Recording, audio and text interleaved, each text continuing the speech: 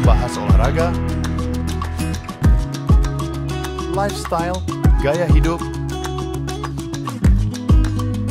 wisata,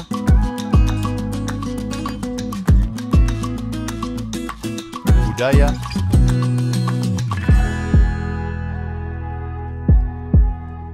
politik dan hukum akan dibahas seru bersama host kece dari Odeng dan co-host tercantik Rida dalam program Pagi Seru Sultan TV. Kembali lagi pemirsa, tentunya bersama kami di Pagi Seru, ulas berita no kaku-kaku. Nah, selanjutnya kalau tadi dua berita yang cukup panas ya membuka pertemuan kita di pagi hari ini, selanjutnya ini pemirsa, ada berita mengenai tunjangan kinerja atau tukin bagi para dosen yang berstatus sebagai aparatur sipil negara atau ASN tidak kunjung cair meski telah ditunggu selama 5 tahun. Waduh, lagi dan lagi ini polemik yang berkenaan dengan pendidik di Indonesia. Nih, dilansir dari kompas.com pemirsa, menurut para dosen, pemerintah sudah berjanji akan mencairkan tunjangan kinerja mereka pada tahun 2025 ini. Tetapi nyatanya hal tersebut tidak kunjung terrealisasi. Mendengar keluhan tersebut, pemerintah pun mengupayakan agar tunjangan kinerja bagi para dosen ASN ini segera cair. Nah, ini kalau dilihat ya pemirsa dari beberapa sumber tersebut, Menteri Koordinator PMK Pratikno ini juga sempat menyatakan bahwa hingga akhir pekan lalu pihaknya terus berkoordinasi dengan Kementerian Keuangan dan juga Mendikti-Saintek Satrio Sumantri Brojonegoro untuk mencairkan tunjangan kinerja dari dosen ASN tersebut. Nah, ini akhirnya bertanya-tanya gitu kan ya. Ini ada apa? Selama 5 tahun loh belum cair-cair. Padahal kan kalau kita lihat gitu ya, ini dosen-dosennya kan pasti terus bekerja. Nah, ini dilansir Kepala Biro Komunikasi dan Layanan Informasi Kemenko Denny Surjantoro akhirnya angkat bicara perihal penyebab tukin dosen ASN belum cair hingga saat ini. Nah, ini Denny menjelaskan kendala ini muncul karena perbedaan nomenklatur kementerian.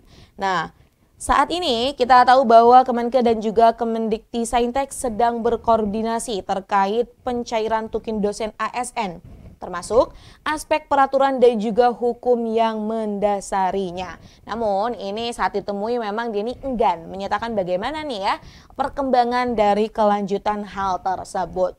Karena ini cukup ramai pemirsa, karena bahkan sampai beberapa dosen ya yang tergabung dalam satu aliansi tersebut ya ini bahkan mengupayakan dan juga salah satunya menyatakan akan melakukan mogok mengajar.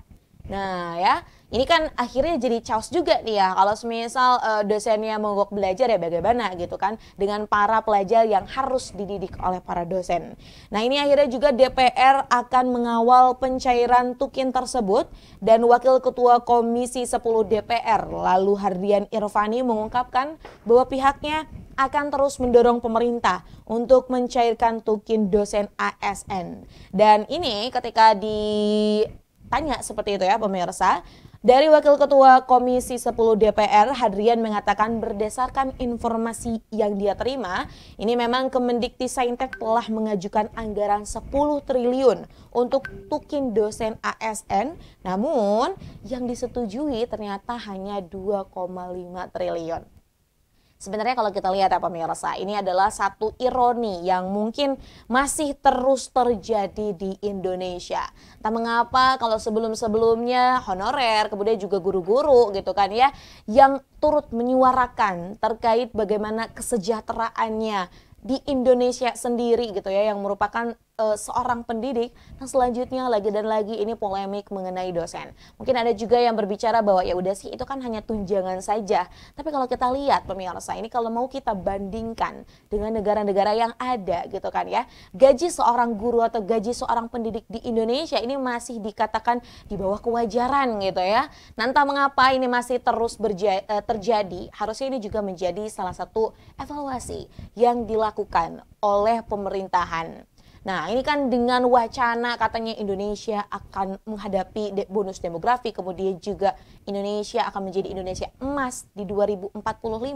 Tentunya ya, untuk mewujudkan hal seperti itu bukan hanya mimpi belaka gitu kan ya, tapi juga perlu dibenahi mengenai ekonomi, kemudian juga kesejahteraan, kesehatan, pendidikan, infrastruktur, dan juga pemerataan pembangunan. Dan salah satu yang paling krusial adalah pendidikan. Ya, tentunya pendidikan amat sangat berdampak untuk menciptakan generasi yang lebih baik lagi. Jika para pengajar ataupun para pencetus dari generasi ini tidak diberikan kesejahteraan yang layak, apakah dapat maksimal dalam memunculkan, dalam mendidik generasi muda yang unggul untuk Indonesia? Ya, ini silakan dipikirkan lagi oleh pemerintah, dan tentunya ini juga menjadi harapan kita bersama agar di Indonesia sendiri masyarakat ini dapat hidup sejahtera. Selanjutnya pemirsa, dari berita soal tukin ya atau tunjangan kinerja dosen yang belum cair-cair selama 5 tahun. Selanjutnya nih pemirsa, ini beritanya juga dari pemerintahan, mengikuti jejak Australia. Pemerintah melalui Kementerian Komunikasi dan Digital atau Komdigi akan mengeluarkan peraturan terkait batas usia mengakses media sosial. Wah, ini akhirnya ya Indonesia memiliki wacana gitu kan untuk melakukan pembatasan umur bagi masyarakatnya dalam mengelola ataupun dalam mengakses media sosial. Nah, ini Menkom Digi Mutia Hafid mengatakan bahwa aturan tersebut dikeluarkan untuk mengakomodasi usulan pembentukan undang-undang yang mengatur batasan usia mengakses media sosial. Mutia juga mengakui bahwa pembentukan undang-undang tersebut bisa memakan waktu yang lama karena tentunya akan dikaji oleh DPR. Pihaknya pun saat ini masih harus mempelajari pembatasan usia bermedsos secara mendetail. Meski demikian, pemirsa, perlindungan anak di ranah digital ini masuk dalam pembahasan saat bertemu dengan Presiden Prabowo Subianto. Yang ia juga menambahkan bahwa memang Presiden Prabowo Subianto mempunyai atensi yang besar terhadap anak-anak yang ada di Indonesia. Tentunya wacana ini pun akhirnya disambut baik oleh beberapa orang dan mungkin disambut kontra juga oleh beberapa orang. Nah, ini Menteri Pemberdayaan Perempuan dan Perlindungan Anak PPPA, Arifah Fauzi mengusulkan agar sekolah tidak lagi memberikan tugas kepada siswa melalui ponsel. Hal ini juga berkaitan dengan wacana pembatasan bermedsos yang tengah digagas oleh pemerintah. Nah, menurutnya usulan pemberian tugas itu telah disampaikan kepada Menteri Pendidikan Dasar dan Menengah atau Mendikdaksmen Abdul Mut'i.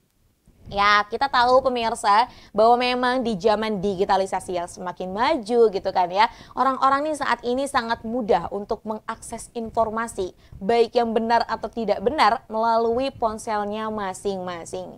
Namun, ini juga merupakan suatu kekhawatiran karena kita juga tidak jarang ya pemirsa melihat di media sosial banyak sekali anak-anak di bawah umur gitu ya, yang mungkin melakukan tren ataupun mendapatkan informasi yang tidak semestinya. Mungkin ada beberapa orang yang berspekulasi bahwa ya kalau semisal dibatasi akhirnya tidak maju-maju. Oh, tapi tidak loh sebenarnya. Ini kan sebenarnya lebih diawasi, bukan berarti anak-anak tuh tidak bisa gitu ya. Nah, tapi ini lebih diawasi agar ini juga berdampak pada perkembangan anak. Nah, kalau kita lihat juga pemirsa, pembatasan usia anak dalam bermain media sosial ini bukan hanya menjadi wacana di Indonesia ataupun pertama kali di Indonesia, namun banyak juga pemirsa negara-negara yang sudah membatasi perihal bermedia sosial bagi anak-anak. Nah, di Australia sendiri pemirsa, batas minimal usia dalam masyarakatnya menggunakan ataupun bermain media sosial adalah 16 tahun. Nah, sedangkan untuk Prancis ini telah menerapkan kebijakan ketat terkait penggunaan media sosial oleh anak-anak dan anak-anak yang berusia di bawah 15 tahun diwajibkan untuk mendapatkan izin dari orang tua sebelum ia membuat akun media sosial. Nah, kalau semisal di Vietnam juga ada pemirsa, Cina juga yang melakukan pembatasan waktu untuk menjaga keseimbangan digital anak. Ya, kita tahu bahwa dengan adanya globalisasi ini tuh seperti belah pisau ya pemirsa. Kanan kiri ini bisa juga melukai. Nah, maka dari itu perlu langkah preventif yang dilakukan baik itu oleh orang tua, kemudian juga oleh guru, kemudian juga oleh pemerintah dengan saling bahu-membahu ini untuk menciptakan generasi yang lebih baik lagi. Maka dari itu penting rasanya untuk bijak memberikan kesempatan anak-anak dalam menggunakan media sosial.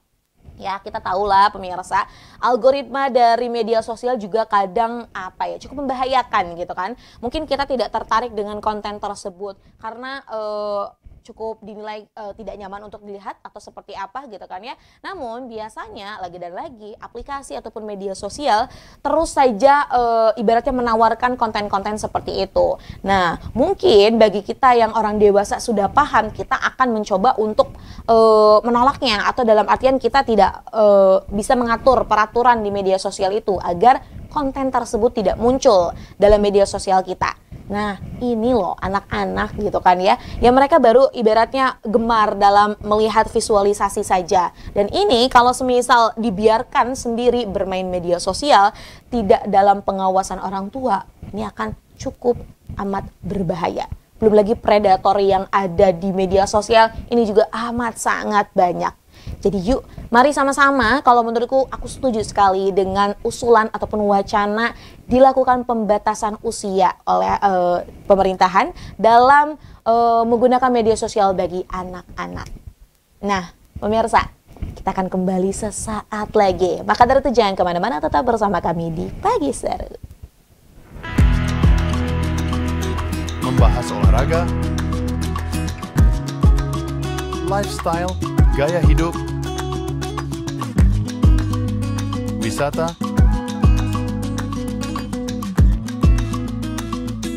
budaya,